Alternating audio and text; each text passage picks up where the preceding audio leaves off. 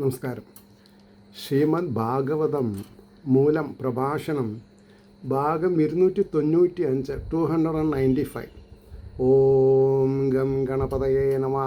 ഓം some സരസ്വതേ സ്വാഹ. ഓം ശ്രീ ഗുരുഭ്യോ നമഃ. ഓം ശ്രീ രംഗനാഥ ശർമ്മണേ നമഃ. നാരായണ നാരായണ നാരായണ നാരായണ നാരായണ നാരായണ നാരായണ നാരായണ നാരായണ നാരായണ നാരായണ. ഓം ശ്രീകൃഷ്ണാർപ്പണമസ്തു. ഓം ശ്രീകൃഷ്ണായ പരബ്രഹ്മണേ നമഃ. ഓം ശ്രീകൃഷ്ണായ പരമാത്മനേ നമഃ. ഹരേ രാമ രാമ രാമ ഹരേ ഹരേ, ഹരേ കൃഷ്ണ കൃഷ്ണ കൃഷ്ണ ഹരേ ഹരേ. ഓം ശ്രീ രുക്മിണി സത്യഭാമാ സമേത ശ്രീ ഗോപാലകൃഷ്ണസ്വാമിനേ നമഃ. ശ്രീമദ് ഭാഗവതം മൂലം പ്രഭാഷണം ഭാഗം 295. തൃതീയ സ്കന്ധത്തിൽ 26-ാം അധ്യായത്തിൽ 52-ാമത്തെ ശ്ലോകമാണെന്ന് പറയേണ്ടത്. ഏതദണ്ഡം വിശേഷാഖ്യം ക്രമവൃദ്ധേർദശോത്തരേ തോയാദിഭി പരിവൃതം പ്രധാനേനാവൃതൈർബഹി യത്ര ലോകവിദാനോ അയം രൂപം ഭഗവതോ ഹരേ. ഇതാണ് ശ്ലോകം. അതിൻ്റെ വാക്കാർത്ഥം പറയുമ്പോൾ, വിശേഷം എന്നു പേരോടുകൂടിയ ഈ അണ്ഡം പുറമേ വ്യാപിച്ചിരിക്കുന്നതും 10 ഇരട്ടിയാൽ ക്രമത്തിൽ വർദ്ധിച്ചിരിക്കുന്ന ജലാദികളാൽ ചുറ്റപ്പെട്ടതുമാകുന്നു. യാതൊന്നിൽ ഈ ലോകവിന്യാസം ഭഗവാനായ ഹരിയുടെ ആകൃതി. ഇതിൻ്റെ ഒരു സ്കെൽട്ടനായിട്ടുള്ളൂ ഈ വാക്കാർത്ഥം പറയുമ്പോൾ. ഞാൻ ഭാവാർത്ഥം പറയുമ്പോൾ ശരിക്കും മനസ്സിലാവും. ഈ അണ്ഡത്തിന് വിശേഷം എന്നുകൂടി ഒരു പേരുണ്ട്. അതാണ് വിവാഹം കഴിഞ്ഞാൽ വീട്ടുകാരും നാട്ടുകാരും ചോദിക്കും, വിശേഷമായോ എന്ന് ചോദിച്ചാൽ പ്രഗ്നൻസി ആയോ എന്ന് ചോദിക്കുന്നത്. ഇതൊക്കെ എത്ര ആൾക്ക് അറിയും ചോദിച്ചാൽ എല്ലാവർക്കും അറിയും, പക്ഷേ ടെക്നിക്കാലിറ്റി അറിയില്ല. മനസ്സിലായില്ലേ? അപ്പോൾ വിശേഷം എന്ന് പറഞ്ഞാൽ അതൊരു നാട്ടുനടപ്പാണ്, പക്ഷേ സീരിയസ് തോട്ടാണത്. ഇതിൻ്റെ പുറമേ ജലാദികളായ സപ്തപദാർത്ഥങ്ങൾ ഓരോന്നിൻ്റെ ശേഷം മറ്റോരോന്നായിട്ട് 10 ഇരട്ടിയിൽ അഭിവൃദ്ധിയോടുകൂടെ വ്യാപിച്ചിരിക്കുന്നു. ഈ അണ്ഡമാണ് ലോകത്തിന് അധിഷ്ഠാനം. ഇതിൻ്റെ ഓരോ അംശത്തിൽ ഓരോ ലോകം നിലനിൽക്കുന്നു. ഈ ഒരു വ്യക്തിയുടെ ശരീരഘടനയെയാണ് 14 ലോകങ്ങളായിട്ട് വിഭാവനം ചെയ്തിട്ടുള്ളത്. ആൾക്കാർ വിചാരിക്കുന്നത് ഭൂമിക്ക് അടിയിലെന്നാ. അങ്ങനെയല്ല, പാദത്തിൻ്റെ അടിയിൽ ആണ് പാതാളം. അപ്പോൾ ഓരോ ലോകവും മറ്റോരോന്നിൽ നിന്നും ഭേദിച്ചിരിക്കുന്ന ആകൃതികളും ഗുണങ്ങളുമുള്ളവയാണെങ്കിലും അവയെല്ലാം ഭഗവാനായ ശ്രീഹരിയുടെ രൂപം തന്നെ. Nothing else other than Srihari. വേറൊന്നുമില്ല ഈ ലോകത്തിൽ. അങ്ങനെ ഇരിക്കുമ്പോൾ നമ്മൾക്ക് 53-ാമത്തെ ശ്ലോകത്തിലേക്ക് പോവാം. ഹിരൺമയാദണ്ഡകോശാദുദ്ധായ ശലിലേശയാത് താം ആവിശ്യ മഹാദേവോ ബഹുധാ നിർഭിഭേദഘം. എന്താ ഒരു വാക്കാർത്ഥം പറയാം? ജലത്തിൽ കിടക്കുന്നതും അതിപ്രകാശത്തോടു കൂടിയതുമായ അണ്ഡകോശത്തിൽ നിന്ന് എഴുന്നേറ്റിട്ട് അതിനെ പ്രവേശിച്ചിട്ട് മഹാനായ ദേവൻ അനേക വിധത്തിൽ ഇന്ദ്രിയദ്വാരത്തെ തുറന്നു. ഭഗവാൻ അണ്ഡത്തിൽ പ്രവേശിച്ചു, ഒന്ന് ഇളകി, നവദ്വാരങ്ങൾ തുറന്നു. നവദ്വാരപുരാധീശ എന്ന് പേരുണ്ടായി. ഇനി അതിൻ്റെ ഭാവാർത്ഥം കേട്ടോളൂ. ജലത്തിൽ കിടക്കുന്നതും, അതായത് ഈ അണ്ഡം അമ്മയുടെ ഗർഭത്തിൽ എവിടെ കിടക്കണത്? ഒരു ജലാശയമാണ്. എന്തായാലും നിറഞ്ഞത് രക്തം, മൂത്രം, അപ്പി ഇപ്പി ഒക്കെയാണ്. വർഷയില്ലേ? അതിപ്രഭയോടുകൂടിയതുമായ ആ അണ്ഡകോശത്തിൽ അന്തർഭവിച്ചിരിക്കുന്ന മഹാദേവൻ. ആ അന്തർഭവിച്ചിരിക്കുന്ന മഹാദേവൻ എന്ന് നമ്മൾ 6, 8, 10, 12 വയസ്സിൽ പഠിച്ചാൽ, ആൺകുട്ടിയാണെങ്കിലും പെൺകുട്ടിയാണെങ്കിലും ഗർഭത്തിനെ ഇല്ലാതെ കണ്ടാക്കാൻ ശ്രമിക്കുമോ? ശ്രമിക്കില്ല. കാരണം അത് ജഗദീശ്വരനാണ്. അപ്പം ബ്രഹ്മഹത്യാപാപാണ് നമ്മൾക്ക് വരാൻ പോണത് അങ്ങനെ ചെയ്തിട്ടുണ്ടെങ്കിൽ. അവരവരുടെ ശരീരസുഖത്തിന് വേണ്ടി വിവാഹത്തിന് മുമ്പോ വിവാഹശേഷമോ എന്താണ് പറയുക, അതിക്രമിച്ചുകൊണ്ട് അർഹതപ്പെട്ട ഒരു ഫ്രെയിം വർക്ക് ഉണ്ട് ജീവിതത്തിന്, ഭാര്യാഭർത്തൃ ബന്ധം. അതിൽ നിന്ന് വ്യതിചലിച്ച് ഏതെങ്കിലും ഒരു കാര്യം ചെയ്ത് ഒരു അബോർഷൻ ചെയ്യുകയാണെങ്കിൽ അതിന് തക്കതായ ശിക്ഷയുണ്ട്. ഇന്ത്യൻ പീനൽ കോഡിൽ ഇല്ലെങ്കിലും ജഗദീശ്വരൻ്റെ കയ്യിൽ നിന്നത് വാങ്ങാണ്ട് നമുക്ക് രക്ഷപ്പെടാൻ പറ്റില്ല. അപ്പോൾ പറയണു, അധിവസിച്ച ഔദാസീന്യത്തെ ഉപേക്ഷിച്ചിട്ട് അതിൽ അനേകം ദ്വാരങ്ങളെ ഉണ്ടാക്കി, ഓരോ ദ്വാരങ്ങൾ ഓരോ ഇന്ദ്രിയങ്ങളാകുന്നു എന്ന് പറഞ്ഞു. ഇനി 54-ാമത്തെ ശ്ലോകം. നിരഭിദ്യദാസ്യ പ്രഥമം മുഖം വാണീ തതോ അഭവത് വാണ്യാവന്യരഥോ നാസേ പ്രാണോദോ ഘ്രാണയേതയോ. ഈ ദേവന് ആദ്യം മുഖദ്വാരമുണ്ടായി, അതായത് വായുണ്ടായി. അതിൽ നിന്ന് വാക്ക് ഉണ്ടായി, വാണിയോടുകൂടെ അഗ്നി, പിന്നെ നാസികകൾ, ഇതുകളിൽ നിന്ന് പ്രാണനോട് ചേർന്നിരിക്കുന്ന ഘ്രാണം, മണം ഉണ്ടായി. ഇനി അതിൻ്റെ ഭാവാർത്ഥ പറഞ്ഞത്, ഇത് ഭൂമിയിലുള്ള എല്ലാവർക്കും ഒന്നാണ്, സനാതന ധർമ്മം. അപ്പോൾ ഇതിനെപ്പറ്റി ആധികാരികമായിട്ട് അറിയാത്തവർ ക്ഷോഭിക്കരുത്, നിങ്ങൾ പഠിക്കണം. ക്ഷോഭിച്ചിട്ട് യാതൊരു കാര്യമില്ല. എനിക്ക് രാവണനോടാണ് ഇഷ്ടം, എനിക്ക് കംസനോടാണ് ഇഷ്ടം എന്നൊക്കെ ചിലവർ പറയും. അത് ശരിയായ ടീച്ചിങ് ഇല്ലാത്തത് കൊണ്ടാണ്, അല്ലെങ്കിൽ അവർ സ്വയം വേണ്ട പോലെ അധ്യയനം ചെയ്തിട്ടില്ല. അപ്പോൾ ഇന്ദ്രിയങ്ങൾ ഉണ്ടായതിനെ ഇത് മുതൽ 8 ശ്ലോകം കൊണ്ട്, പദ്യം കൊണ്ട് വിവരിക്കുന്നു. വിരാട് പുരുഷന് ആദ്യം മുഖമുണ്ടായി, അതിൽ നിന്ന് വാഗീന്ദ്രിയവും അതോടുകൂടെ അധിഷ്ഠാനമായ വന്യമുണ്ടായി, പിന്നെ നാസികകളുണ്ടായി, നാസികാദ്വാരങ്ങൾ. ആ 2 ദ്വാരങ്ങളിൽ നിന്ന് പ്രാണനോട് ചേർന്നിരിക്കുന്ന ഘ്രാണം എന്ന ഇന്ദ്രിയവും ഉണ്ടായി എന്ന് പറഞ്ഞു. ഇനി 72 ശ്ലോകം കേട്ടോ. അപ്പോൾ 55 എത്തി നമ്മൾ. ഘ്രാണാദ്വായുരഭിദ്യേതാം അക്ഷിണീ ചക്ഷുരേതയോ തസ്മാൽ സൂര്യോ നിർഭിദ്യേതാം കർണോ ശ്രോത്രം തതോ ദിശ. കണ്ണിനെയും ചെവിനെയും പറ്റിയിട്ടാണ് ഇവിടെ പറയുന്നത്.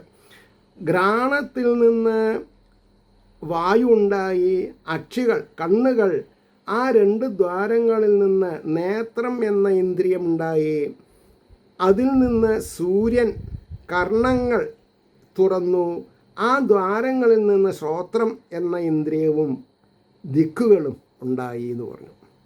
ഇനി അതിൻ്റെ ഒരു ഭാവാർത്ഥം, ഘ്രാണേന്ദ്രിയത്തിൽ നിന്ന് വായു ഉണ്ടായി, പിന്നെ കണ്ണുകളുണ്ടായി, ആ 2 ദ്വാരങ്ങളിൽ നിന്ന് നേത്രം എന്ന ഇന്ദ്രിയവും അതിൽ നിന്ന് സൂര്യനുമുണ്ടായി, പിന്നെ കർണദ്വാരങ്ങൾ പുറപ്പെട്ടു, ആ ദ്വാരങ്ങളിൽ നിന്ന് ശ്രോത്രം എന്ന ഇന്ദ്രിയവും ദിക്കുകളും ഉണ്ടായി.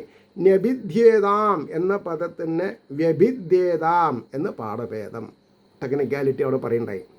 ഇനി 56-ാമത്തെ ശ്ലോകം. അതെന്താ? നിർഭിഭേദവിരാജസ്ത്വഗ്രോ അശ്മശ്രാദയസ്തദാ തദ ഔഷധയാശ്ചാസൻ ശിഷ്ണം നിർഭിഭിതേ തഥാ. പിന്നെയാണ് ഈ ജനനേന്ദ്രിയം ഉണ്ടായി എന്നാണ് പിന്നെ പറയുന്നത്. അതെങ്ങനെ? പിന്നെ വിരാട് സ്വരൂപൻ തന്നെ ത്വക്കെന്ന അധിഷ്ഠാനം നിർഭേദിച്ചു, അതിൽ നിന്ന് രോമം, ശ്മശ്രു, താടി, മീശയൊക്കെ ഉണ്ടായി മുതലായവ, അതിൽ നിന്ന് ഔഷധികളുമുണ്ടായി, പിന്നെ ശിഷ്ണം എന്ന അധിഷ്ഠാനം. ഈ ശിഷ്ണം ഇല്ലെങ്കിൽ പിന്നെ ഒരു കാര്യമില്ല. അതിൽ ഞാൻ ഭാവാർത്ഥ പറഞ്ഞത്, അതിൽ പിന്നെ വിരാട് പുരുഷന് ത്വക്ക് എന്ന അധിഷ്ഠാനമുണ്ടായി, അതിൽ നിന്ന് ശരീരരോമം, മുഖരോമം മുതലായവ ഉണ്ടായി, അതിൽ നിന്ന് ഔഷധങ്ങളുണ്ടായി. അതായത് വിരാട് സ്വരൂപൻ്റെ രോമകൂപങ്ങളിലാണ് ഔഷധം. അപ്പോൾ ഒരു ചെടി ആവശ്യത്തിനോ തമാശയ്ക്കോ നമ്മൾ വെട്ടിക്കളഞ്ഞാൽ അത് ഭഗവാനെ വ്രണപ്പെടുത്തും എന്നറിയണം. അപ്പോൾ ജസ്റ്റ് കൃഷി ആവശ്യത്തിന് വേണ്ടി ചെയ്യാമെന്നല്ലാണ്ട് സുഖസൗകര്യങ്ങൾക്ക് വേണ്ടി ഈ വൃക്ഷലതാദികളെ നശിപ്പിക്കരുത്. അപ്പോൾ പറയണു 57-ാമത്തെ ശ്ലോകം. രേതസ്തസ്മാദാപ ആസന്നിരഭിദ്യതാ വൈഗുദം ഗുദാദപാനോ അപാനോ അപാനാശ്ച മൃത്യുർലോകഭയങ്കര. അതായത് വിസർജനത്തിന് മലം വിസർജിക്കാൻ ഗുദം ഉണ്ടായി എന്നാണ് പറഞ്ഞത്. ആരാണ് അതിൻ്റെ അധിഷ്ഠാന ദേവത എന്നാണ് പറയണത്. അതിൽ നിന്ന് വീര്യമുണ്ടായി, ജലമുണ്ടായി, മലദ്വാരമുണ്ടായി, ഗുദത്തിൽ നിന്ന് അപാനൻ എന്ന വായുവും, പ്രാണൻ, അപാനൻ, വ്യാനൻ, ഉദാനൻ, സമാനൻ, ഇങ്ങനെ 5 മുഖ്യ പ്രാണന്മാരാണ്. പിന്നെ 5 ഉപപ്രാണന്മാരുണ്ട്. അത് ഞാൻ ബൈഹാർട്ട് ചെയ്തിട്ടില്ല, എനിക്കതിന് ആവശ്യമില്ല, അതായത് പറയേണ്ട ആവശ്യമില്ല. 5 പ്രാണന്മാരെ പറ്റി പറയും, മനസ്സിലായില്ലേ? അപ്പോൾ പറയണു, അപാനനെ വായുവും, അപാനൻ എന്ന വായുവും അപാനിൽ നിന്ന് ലോകത്തിന് ഭയം ജനിപ്പിക്കുന്ന മരണാധിഷ്ഠാന ദേവതയുമുണ്ടായി. യമൻ ഇരിക്കുന്ന സ്ഥലമാണ്. അപ്പോൾ മലബന്ധം ഉണ്ടായാൽ പ്രശ്നങ്ങളായി, കോൺസ്റ്റിപ്പേഷൻ, വയറ് സ്തംഭിക്കുക, അത് മോശമായിട്ടുള്ള കാര്യമാണ്. അതിൻ്റെ ഭാവാർത്ഥം എന്താ പറഞ്ഞത്? അതിൽ നിന്ന് രേതസ്സും, ഏതിൽ നിന്ന്? ശിശ്നത്തിൽ നിന്ന് രേതസ്, അതിൽ നിന്ന് ജലവുമുണ്ടായി, അതായത് മൂത്രം, യൂറിൻ. പിന്നെ ഗുദദ്വാരമുണ്ടായി, അതിൽ നിന്ന് അപാനനും, അതിൽ നിന്ന് ലോകത്തെ ഭയത്തെ ജനിപ്പിക്കുന്ന മൃത്യുവും ഉണ്ടായി എന്ന് പറയുന്നു. 58 ഹസ്തൗച നിരഭിദ്യേതാംബലം താഭ്യാം തതസ്വരാട് പാദോച നിരഭിദ്യേതാം ഗതിസ്താഭ്യാം തതോ ഹരി. എന്താ പറഞ്ഞത് വാക്കാർത്ഥം? 2 കൈകൾ നിർഭേദിച്ചു, ആ 2-ൽ നിന്ന് ശക്തി ഉണ്ടായി, അതിൽ നിന്ന് സ്വർഗാധിപനുണ്ടായി. അതായത് നമ്മുടെ കൈയാണ് ഇന്ദ്രൻ. അപ്പോൾ ദേവന്മാരും ദേവാദിനാഥനും ഈശ്വരനൊക്കെ നമ്മുടെ ഉള്ളിലുണ്ട്. അതാണ് ആദ്യം മനസ്സിലാക്കേണ്ടത്. പരമപ്രധാനമായിട്ട് ആചാര്യന്മാർ പറയാൻ മടിക്കുന്നൊരു കാര്യമാണ്. കാരണം എന്താ? ഇത് പറഞ്ഞു കൊടുത്താൽ കഴിഞ്ഞു, പിന്നെ ഈ ദ്വൈതത്തിന് ആളെ കിട്ടില്ല. അഹം ബ്രഹ്മാസ്മി എന്നുള്ള കൺവിൻസിങ് ആക്ട് നടന്നു കഴിഞ്ഞാൽ പ്രവേശയോ അതാണ് അതിൻ്റെ വേറൊരു സൂത്രം. പക്ഷേ അത് അപലപനീയമാണ്. കാരണം നമ്മൾ നമ്മുടെ ഡ്യൂട്ടി ശരിക്ക് ചെയ്തില്ല എന്ന് ഈശ്വരൻ അതിന് വിധി എഴുതും. അത് വരാൻ പാടില്ല. അപ്പോൾ ആ സ്വർഗാധിപനുണ്ടായി, 2 കാലുകളും ഉണ്ടായി, ആ 2-ൽ നിന്ന് ഗമനമുണ്ടായി. കാലില്ലെങ്കിൽ ഗമനമില്ല, ആഗമനം ഗമനം, പോക്കും വരവും. അതിൽ നിന്ന് വിഷ്ണു ഉണ്ടായി. അതാണ് എന്തുകൊണ്ടാണ് ഭഗവാൻ ശ്രീഹരിയുടെ പാദത്തിൽ മുട്ടണത്. അതാണ് ഭഗവാനാണത്. കാല് പിടിച്ചവരെ കൊതറാൻ പാടില്ല. തെറ്റ് ചെയ്തവർ നമ്മുടെ കാല് പിടിച്ചു വിചാരിക്കുക, പിന്നെ ശിക്ഷിക്കാൻ പാടില്ല. കാരണം എന്താ? ശ്രീഹരിക്ക് അത് ഇഷ്ടമല്ല. അപ്പം ഇനി അതിൻ്റെ ഭാവാർത്ഥം പറയണു. പിന്നെ കൈകളുണ്ടായി, ആ കൈകളിൽ നിന്ന് ബലം എന്ന് പറയപ്പെടുന്ന ഇന്ദ്രൻ, ബലം എന്ന് പറയപ്പെടുന്ന ഇന്ദ്രിയമുണ്ടായി.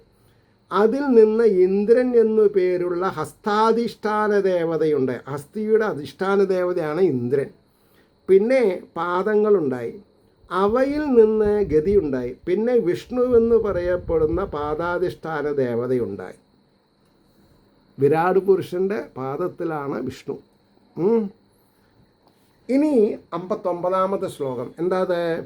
നാഢ്യോ അസ്യ നിരഭിദ്യന്താതാഭ്യോ ലോഹിതാമൃതം നദ്യസ്തത സമഭവൻ ഉദരം നിരഭിദ്യതാ. നാഡികളും ഉദരം ഉണ്ടായി എന്ന് പറയണു. എങ്ങനെ? ഇവന്, ഈ വിരാട് പുരുഷന് നാഡികളുണ്ടായി, അവയിൽ നിന്ന് ഇന്ദ്രിയസ്ഥാനമായ രക്തം പൂർണ്ണമായി, അതിൽ നിന്ന് നദികൾ, നദീദേവതകൾ, നമ്മുടെ ശരീരത്തിലുള്ള നാഡീവ്യൂഹങ്ങളെയാണ് സ്ട്രീംസ്, തോടുകൾ, കനാൽസ്, റിവേഴ്സ് പിന്നാക്കം വരെയല്ല, റിവറുകൾ സംഭവിച്ചു. അങ്ങനെ ഉദരവും ഉണ്ടായി എന്ന് പറഞ്ഞു. അതിൻ്റെ വാക്കാർത്ഥം, പിന്നെ ഈ ദേവന് നാഡികളുണ്ടായി, അവയിൽ ലോഹിതമെന്ന ഇന്ദ്രിയം നിറഞ്ഞു, അതിൽ നിന്ന് നദികളുണ്ടായി, പിന്നെ ഉദരം എന്ന അധിഷ്ഠാനം ഉത്ഭവിച്ചു. ഉദരം ഒരു അധിഷ്ഠാനമാണ്. നമ്മൾ എന്തൊക്കെ വിഴുങ്ങുന്നുണ്ട് അതൊക്കെ ഉദരത്തിൽ പോയിട്ടാണ് പ്രോസസ്സ് ചെയ്തിട്ട് ശരീരത്തിൻ്റെ നാനാഭാഗത്തേക്കും എത്തിക്കുന്നത്. 60-ാമത്തെ ശ്ലോകം ക്ഷുത്പിപാസേ തതസ്യാതാം സമുദ്രസ്ത്വേതയോരഭൂത് അധാസ്യാ ഹൃദയം ഭിന്നം ഹൃദയാൻ മന ഉദ്ധിതം. അതിൽ നിന്ന് വിശപ്പും ദാഹവും ഏതിൽ നിന്ന്? വയറിൽ നിന്ന് ഉണ്ടായി. ആ രണ്ടിൽ നിന്നാകട്ടെ സമുദ്രം ഉണ്ടായി. പിന്നെ ഇവന് ഹൃദയമെന്ന സ്ഥാനമുണ്ടായി. ഹൃദയത്തിൽ നിന്ന് മനസ്സുണ്ടായി. വളരെ കോംപ്ലിക്കേറ്റഡ് ആയിട്ടുള്ള കാര്യങ്ങളാണ് പറഞ്ഞത്, അതൊക്കെ ശ്രദ്ധിക്കണം. ഹൃദയത്തിൽ നിന്നാണ് മനസ്സുണ്ടായത്. ഉദരത്തിൽ നിന്ന് വിശപ്പും ദാഹവും ജനിച്ചു. അവയിൽ നിന്ന് സമുദ്രം ഉത്ഭവിച്ചു. അതാണ് ക്ഷേത്രങ്ങളിൽ ആ വലിയ ബലിക്കല്ല് സമുദ്രമായിട്ടാണ് കണക്കാക്കുക. അത് മൂടണം. ഏതുകൊണ്ട്? ഹവിസ് കൊണ്ട്. അതെന്തിനു വേണ്ടിയിട്ടാണ്? സമുദ്രത്തിലുള്ള ജീവജാലങ്ങൾക്ക് മൃഷ്ടാന ഭോജനം, വരുണനടക്കം. അപ്പോൾ ഇനി 61-ാമത്തെ ശ്ലോകമാണ് നമുക്ക് പറയേണ്ടത്. 61. മനസ്സ് ചന്ദ്രമാജാതോ ബുദ്ധിർഗിരാംപതി അഹങ്കാരസ്തോ രുദ്ര ചിത്തം ചൈതസ്തോ അഭവത്. മനസ്സിൽ നിന്ന് ചന്ദ്രൻ ജനിച്ചു, ബുദ്ധിയുണ്ടായി. ബുദ്ധിയിൽ നിന്ന് ബ്രഹ്മാവുണ്ടായി, സൃഷ്ടി. അതിൽ നിന്ന് ഹൃദയത്തിൽ നിന്ന് ഞാൻ എന്ന ഭാവം, അഹങ്കാരം ജനിച്ചു. അതാണ് രുദ്രനായത്. അപ്പം മനസ്സിൽ നിന്നാണ് എന്തുണ്ടായത്? ബ്രഹ്മാവും അതിനോടനുബന്ധിച്ച് രുദ്രനുണ്ടായി. പിന്നെ ചിത്തമുണ്ടായി. അതിൽ നിന്ന് ജീവൻ.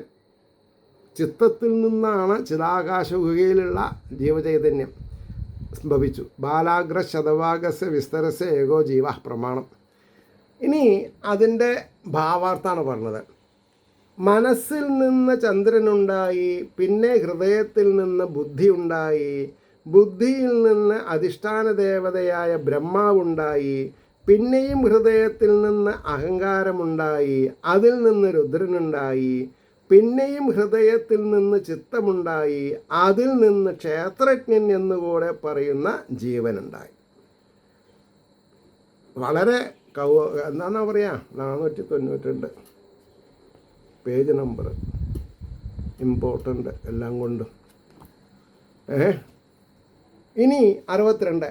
ഏദേഹ്യഭ്യുദ്ധിതാ ദേവാനൈവാസ്യോദ്ധാവനേ അശകൻ പുനരാവിവശു ഘാനി തമ്മുദ്ധാപയതും ക്രമാത്. അതാണ് ശ്ലോകം. ഉണ്ടായ ഈ ദേവന്മാർ, അത് ശരീരത്തിലെ ഇവനെ എഴുന്നേൽപ്പിക്കുന്നതിൽ ശക്തന്മാരായില്ല. പിന്നെയും അവനെ എഴുന്നേൽപ്പിക്കുവാൻ ക്രമത്തിൽ സ്വസ്ഥാനങ്ങളായ ഇന്ദ്രിയങ്ങളിൽ പ്രവേശിച്ചു. അതിന് ഭാവാർത്ഥം നോക്കിക്കോളൂ. ഇങ്ങനെ പുറപ്പെട്ട ദേവന്മാരിൽ ആരും വിരാട് പുരുഷനെ എഴുന്നേൽപ്പിക്കുന്നതിൽ സമർത്ഥന്മാരായി ഭവിച്ചില്ല. എങ്കിലും ആ മഹാപുരുഷനെ എഴുന്നേൽപ്പിക്കുവാൻ ക്രമേണ അവരവരുടെ അധിഷ്ഠാനത്തിൽ വസിച്ചു. സമയം കിട്ടുമ്പോൾ നോക്കാമെന്ന് വിചാരിച്ചിട്ട്. 63 ശ്ലോകം. വന്നിർവാചാമുഖം ഭേജേ ന ഉദതിഷ്ഠത്തതാ വിരാട് ഘ്രാണേന നാസികേ വായുർനോദതിഷ്ഠത്തതാ വിരാട്. എന്താണ് വാക്കാർത്ഥം? അഗ്നി വാക്കോടുകൂടെ മുഖത്തെ ആശ്രയിച്ചു. മുഖമില്ലെങ്കിൽ വാക്ക് വരില്ല. അപ്പോൾ വിരാട് പുരുഷൻ ഉദ്ധാനം ചെയ്തില്ല. വായു നാസികയോടുകൂടെ നാസ്വാധാരങ്ങളെ ആശ്രയിച്ചു. അതിൻ്റെ ഭാവാർത്ഥം: ഉണ്ടായ ഓരോ ദേവന്മാർ അവരവരുടെ അധിഷ്ഠാനത്തിൽ വസിച്ചതിനെ തന്നെ സ്പഷ്ടമാക്കുന്നു. മുഖമാകുന്ന അധിഷ്ഠാനത്തെ ആശ്രയിച്ചിരിക്കുന്ന വാക്കാകുന്ന ഇന്ദ്രിയത്തിൽ വന്യയാകുന്ന ദേവത വസിച്ചു. അപ്പോൾ വിരാട് പുരുഷൻ എഴുന്നേറ്റില്ല. നാസികളാകുന്ന അധിഷ്ഠാനത്തിൽ ഘ്രാണമാകുന്ന ഇന്ദ്രിയത്തെ ആശ്രയിച്ച് വായുവെന്ന ദേവൻ വസിച്ചു. അപ്പോഴും വിരാട് പുമാൻ ഉണർന്നില്ല. അത് പറയണം. 64. അക്ഷിണീ ചക്ഷുഷ ആദിത്യോ ന ഉദതിഷ്ഠത്തതാ വിരാട് ശ്രോത്രേണ കർണോജ ദിശോ ന ഉദതിഷ്ഠസ്തതാ വിരാട്. പറഞ്ഞു. സൂര്യൻ ചക്ഷുസ് നേത്രം എന്ന ഇന്ദ്രിയത്തോടുകൂടെ നേത്രഗോളങ്ങളെ ആശ്രയിച്ചു. കൺമണീനെ, കൃഷ്ണകൊടിയിലെ ദിക്കുകളാകുന്ന ദേവതകൾ ശ്രോത്രം എന്ന ഇന്ദ്രിയത്തോടുകൂടെ കർണങ്ങളെ ആശ്രയിച്ചു എന്ന് പറയണം. ഇനി അതിൻ്റെ ഭാവാർത്ഥം പറയണം. ആദിത്യൻ നേത്രേന്ദ്രിയത്തെ ആശ്രയിച്ച് അക്ഷികളാകുന്ന അധിഷ്ഠാനത്തിൽ വസിച്ചു. അപ്പോഴും വിരാട് പുരുഷൻ എഴുന്നേറ്റില്ല. ദിക്കുകളാകുന്ന ദേവതകൾ ശ്രോത്രമാകുന്ന ഇന്ദ്രിയത്തെ അവലംബിച്ച് കർണപുടങ്ങളിൽ വസിച്ചു. എന്നിട്ടും വിരാട് പുമാൻ എഴുന്നേറ്റില്ല എന്ന് പറയണം. 65-ാമത്തെ ശ്ലോകം നോക്കുക. ത്വജം രോമഭിരോഷദ്യോ ന ഉദതിഷ്ഠസ്തദാ വിരാട് രേതസാ ശിഷ്ണമാപസ്തു നോദതിഷ്ഠസ്തദാ വിരാട്. ഔഷധച്ചെടികളുടെ ദേവതകൾ രോമങ്ങളോടുകൂടെ ത്വക്ക് എന്ന ഇന്ദ്രിയത്തെ ആശ്രയിച്ചു. ജലമാകട്ടെ ജലാതിദേവത വീര്യത്തോടുകൂടെ ജനനേന്ദ്രിയത്തെ ആശ്രയിച്ചു. ഇനി അതിൻ്റെ ഭാവാർത്ഥം പറയേണ്ടത്. ഔഷധികൾ രോമങ്ങളോടുകൂടെ ത്വക്കാകുന്ന അധിഷ്ഠാനത്തിൽ വസിച്ചു. എന്നിട്ടും വിരാട്ട് ഉണർന്നില്ല. ജലം രേതസ്സോടുകൂടെ ശിഷ്ണമാകുന്ന അധിഷ്ഠാനത്തിൽ ഇരുന്നു. അപ്പോഴും ദേവൻ ഉണർന്നില്ല എന്ന് പറയണം. 72 ശ്ലോകം കഴിക്കും നമ്മൾ. കാരണം ഇനിയുണ്ടല്ലോ. കാരണം ഇനി ഇതൊക്കെ ശരീരത്തിൻ്റെ ഓരോ ഭാഗങ്ങളെ പറ്റിയിട്ടല്ലേ പറഞ്ഞത്. 66. ഗുദം മൃത്യുരപാനേനാനോദതിഷ്ഠത്തദാ വിരാട് ഹസ്താവിന്ദ്രോ ബലേനൈവാനോദതിഷ്ഠസ്തദാ വിരാട്. മരണാധിഷ്ഠാന ദേവൻ. ചിലവർക്ക് മരണസമയത്ത് പേടിയുണ്ടാവും ചിലവർക്ക്. അപ്പം മലമൂത്രങ്ങൾ വിസർജിക്കും. നാരായണ ജപിച്ചിട്ട് പരിചയമുള്ളവർക്ക് ആനന്ദം ഉണ്ടാവുക. അവർക്ക് ആനന്ദക്കണ്ണീരൊഴുക്കും ചില സമയത്ത്. ജീവിതം സ്വസ്തി പ്രജാഭ്യാം പരിപാലയന്താം എന്നുള്ള നിലയ്ക്ക് എത്തി പറട്ട്. അപ്പോൾ മരണാധിഷ്ഠാന ദേവൻ അപാനനോടുകൂടെ വിസർജനേന്ദ്രിയത്തെ ആശ്രയിച്ചു. ഇന്ദ്രൻ ദേവന്മാരുടെ അധിപൻ ബലത്തോടുകൂടെ കൈകളെ ആശ്രയിച്ചു. ഇനി അതിൻ്റെ ഭാവാർത്ഥം. മൃത്യു അപാനനോടുകൂടെ ഗുദമെന്ന അധിഷ്ഠാനത്തിൽ വസിച്ചു. അപ്പോഴും പുരുഷൻ എഴുന്നേറ്റില്ല. ഇന്ദ്രൻ ബലത്തെ ആശ്രയിച്ച് ഹസ്തങ്ങളിൽ വസിച്ചു. അപ്പോഴും വിരാട് പുരുഷൻ എഴുന്നേറ്റില്ല. 67. വിഷ്ണുർഗത്യൈവ ചരണോ നോദതിഷ്ഠത്തദാ വിരാട് നാഡീർനദ്യോ ലോകിതേനാനോദതിഷ്ഠത്തദാ വിരാട്. വിഷ്ണുദേവൻ ഗമനത്തോടുകൂടെ പാദങ്ങളെ ആശ്രയിച്ചു. നദീദേവതകൾ രക്തത്തോടുകൂടെ നാഡികളെ ആശ്രയിച്ചു. അതിൻ്റെ ഭാവാർത്ഥം. വിഷ്ണു ഗതിയോടുകൂടെ ചരണങ്ങളിൽ വസിച്ചു. അപ്പോഴും പുരുഷൻ ഉണർന്നില്ല. നദികൾ ലോഹിതത്തോടുകൂടെ നാഡികളിൽ പ്രവേശിച്ചു. അപ്പോഴും ദേവൻ എഴുന്നേറ്റില്ല എന്ന് പറഞ്ഞു. 68 ശ്ലോകം. ക്ഷുത്രിഭ്യാം ഉദരം സിന്ധുർനോദതിഷ്ഠത്തദാ വിരാട് ഹൃദയം മനസാ ചന്ദ്രോ നോദതിഷ്ഠത്തദാ വിരാട്. സമുദ്രാധിപൻ എന്ന് പറഞ്ഞാൽ വരുണൻ വിശപ്പ് ദാഹം ഇവയോടുകൂടെ ഉദരത്തെ ആശ്രയിച്ചു. ചന്ദ്രൻ മനസ്സോടുകൂടെ ഹൃദയത്തെ ആശ്രയിച്ചു. ഇനി അതിൻ്റെ ഭാവാർത്ഥം. വിശപ്പ് ദാഹം എന്നിവയോടുകൂടെ സമുദ്രം ഉദരത്തിൽ പ്രവേശിച്ചു. അപ്പോഴും വിരാട് ഉണർന്നില്ല. ചന്ദ്രൻ മനസ്സോടുകൂടെ ഹൃദയത്തെ പ്രവേശിച്ചു. അപ്പോഴും പുരുഷൻ ഉണർന്നില്ല. 69. ബുദ്ധ്യാ ബ്രഹ്മാഭിഹൃദയം നോദതിഷ്ഠത്തദാ വിരാട് രുദ്രോ അഭിമത്യാ ഹൃദയം നോദതിഷ്ഠത്തദാ വിരാട്. ബ്രഹ്മാവും ബുദ്ധിയോടുകൂടെ ഹൃദയത്തെ ആശ്രയിച്ചു. രുദ്രൻ അഭിമാനത്തോടുകൂടെ ഹൃദയത്തെ ആശ്രയിച്ചു. ഇനി അതിൻ്റെ ഭാവാർത്ഥം. ബ്രഹ്മാവ് ബുദ്ധിയോടുകൂടെ ഹൃദയത്തെ അധിവസിച്ചു. അപ്പോഴും പുമാൻ ഉണർന്നില്ല. രുദ്രൻ അഭിമാനത്തോടുകൂടെ ഹൃദയത്തെ പ്രവേശിച്ചു. അപ്പോഴും വിരാട് പുമാൻ എഴുന്നേറ്റില്ല എന്ന് പറഞ്ഞു. ഇനി 70-ാമത്തെ ശ്ലോകം. ചിത്തേന ഹൃദയം ചൈത്യാക്ഷേത്രജ്ഞ പ്രാവിശദ്യത വിരാട് തദൈവ പുരുഷ സലിലാതുതഷ്ഠിത ഉഷ്ടത സലിലാതുതധിഷ്ഠത. അവിടെയാണ് ക്ലിക്കാവാൻ പോണത്. ചേതസ്വരൂപനായ ജീവൻ ചിത്തത്തോടുകൂടെ ഹൃദയത്തെ എപ്പോൾ പ്രവേശിച്ചുവോ അപ്പോൾ തന്നെ സമഷ്ടി പുരുഷൻ ജലത്തിൽ നിന്നെഴുന്നേറ്റു. പ്രശ്നയോ 495 അതിൻ്റെ ഭാവാർത്ഥം നോക്കിക്കോളൂ. ചേതനാസ്വരൂപനായ ക്ഷേത്രജ്ഞൻ ജീവൻ സ്വശക്തിയിൽ നിന്നുണ്ടായ ചിത്തം എന്ന ഇന്ദ്രിയത്തോടുകൂടെ സ്വാധിഷ്ഠാനമായ ഹൃദയത്തെ എപ്പോൾ അധിവസിച്ചുവോ അപ്പോൾ തന്നെ വിരാട് പുരുഷൻ ജലത്തിൽ നിന്ന് എഴുന്നേറ്റ് പിന്നെ വേണ്ടുന്ന കാര്യങ്ങളെ നടത്തുവാൻ ജാഗരൂകനായി ഭവിച്ചു എന്നാണ് പറഞ്ഞത്. ഇനി ലാസ്റ്റ് ബട്ട് 71ാമത്തെ ശ്ലോകം ശ്രദ്ധിക്കാം. യഥാ പ്രസുപ്തം പുരുഷം പ്രാണേന്ദ്രിയമനോധിയാ പ്രഭവന്തി വിനായേന നോധപ്പായിതു മോജസാ. ദൃഢനിദ്രയനുഭവിക്കുന്ന പുരുഷനെ, ദൃഢനിദ്ര, ഗാഠനിദ്ര, സുഷുപ്തി, പ്രാണൻ, ഇന്ദ്രിയങ്ങൾ, മനസ്സ്, ബുദ്ധി എന്നിവ യാതൊന്നിനോട്, അതായത് ജീവനോട് ചേരാതെ സ്വസാമർഥ്യത്താൽ എഴുന്നേൽപ്പിക്കുവാൻ സമർത്ഥങ്ങളായി കാത്തതുപോലെ എന്ന് പറഞ്ഞ് നിർത്തി അവിടെ. ഞാൻ ഭാവാർത്ഥം, ഉറങ്ങിക്കിടക്കുന്ന ഒരു മനുഷ്യനെ ജീവനോടുകൂടി യോജിച്ചാലല്ലാതെ പ്രാണൻ, ഇന്ദ്രിയങ്ങൾ, മനസ്സ്, ബുദ്ധി എന്നിവയ്ക്ക് സ്വബലത്താൽ ഉണർത്തുവാൻ കഴിയാത്തതുപോലെ വിരാട് പുരുഷനെയും വാഗാദികളായ ഇന്ദ്രിയങ്ങളോട് കൂടെ ചേർന്നിരുന്ന വന്യാദികളായ ദേവന്മാർക്ക് ഉണർത്തുവാൻ കഴിഞ്ഞില്ല.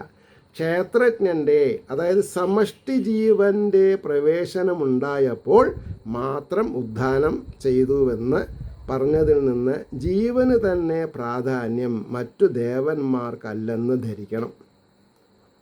ഇപ്പം എന്താ നിങ്ങൾ മനസ്സിലാക്കിയത്?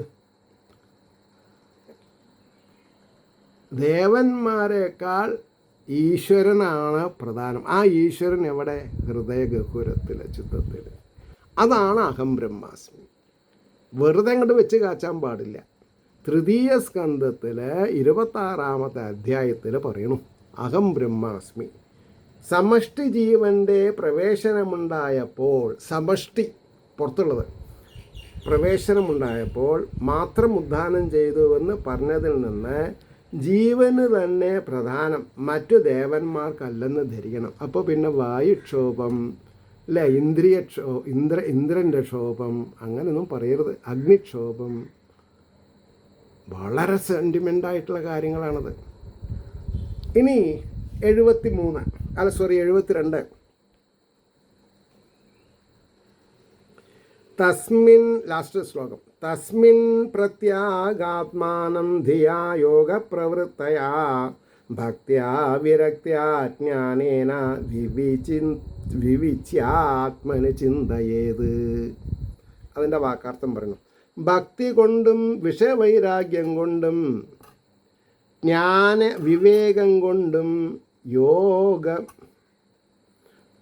അഷ്ടാംഗ യോഗാഭ്യാസത്താൽ ഉണ്ടായ ബുദ്ധിവൃത്തി കൊണ്ടും ഈ ശരീരത്തിൽ പ്രത്യാഗാത്മാവായ ആ ചൈതന്യത്തെ വേർതിരിച്ചിട്ട് ചിന്തിക്കണം. ശരീരത്തിൽ നിന്ന് ഭിന്നമായിട്ട് ചൈതന്യത്തിനെ ഉൾക്കൊള്ളാൻ സാധിക്കണം. അതിൻ്റെ ഭാവാർത്ഥമാണ് പറഞ്ഞത്. അന്വയ വ്യതിരേക മുഖേന, അതായത് എങ്ങനെയാണ് നമുക്ക് സഗ്രിഗേറ്റ് ചെയ്ത് പറയാൻ സാധിക്കുക? വിചാരം ചെയ്തതിൽ, കോണ്ടംപ്ലേറ്റ് ചെയ്യുക, ചൈതന്യത്തിന് തന്നെ പ്രാധാന്യമെന്ന് കണ്ടതിനാൽ ആ ചൈതന്യത്തെ തന്നെ ഭക്ത്യാദി സാധനാ സമ്പന്നനായ പുരുഷൻ വിചാരം ചെയ്ത് അറിഞ്ഞുകൊള്ളണം എന്ന് ഉപദേശിക്കുന്നു. ഇനി അതിൻ്റെ ലാസ്റ്റ് പാരഗ്രാഫാണ് പറഞ്ഞത്. പ്രകൃതി സംബന്ധം കൂടാതെ ഇരിക്കുന്ന ആ പ്രത്യേകാത്മാവിനെ അഷ്ടാംഗയോഗാഭ്യാസത്തിൻ്റെ ബലത്താൽ സിദ്ധിക്കുന്നതായ ബുദ്ധിവൃത്തി കൊണ്ട് പ്രകൃതി കാര്യങ്ങളെ ഇന്ദ്രിയങ്ങളിൽ നിന്ന് വേർതിരിച്ച് അറിഞ്ഞുകൊള്ളണം. അതിന് പ്രകൃതി കാര്യങ്ങളായ ഇന്ദ്രിയങ്ങളുടെയും ജീവൻ്റെയും ഈശ്വരൻ്റെയും സ്വരൂപങ്ങളെ നന്നായി വിചാരിക്കുമ്പോൾ സിദ്ധിക്കുന്ന പ്രത്യഭിന്നജ്ഞാനത്തെ സമ്പാദിക്കണം. ആ ജ്ഞാനം ഉറയ്ക്കണമെങ്കിൽ പ്രത്യാഭിന്നജ്ഞാനം, ആ ജ്ഞാനം ഉറയ്ക്കണമെങ്കിൽ വിഷയങ്ങളിൽ വിരക്തി വരുത്തണം. അതിൽ ഭഗവത് ഭക്തി ഉണ്ടാകണം.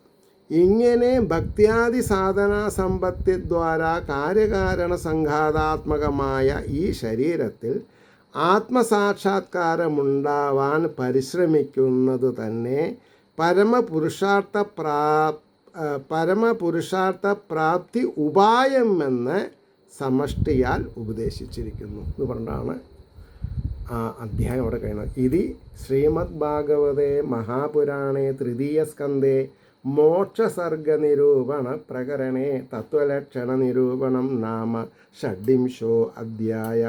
സർവത്ര ഗോവിന്ദനാമ സങ്കീർത്തനം. ഗോവിന്ദ ഗോവിന്ദ.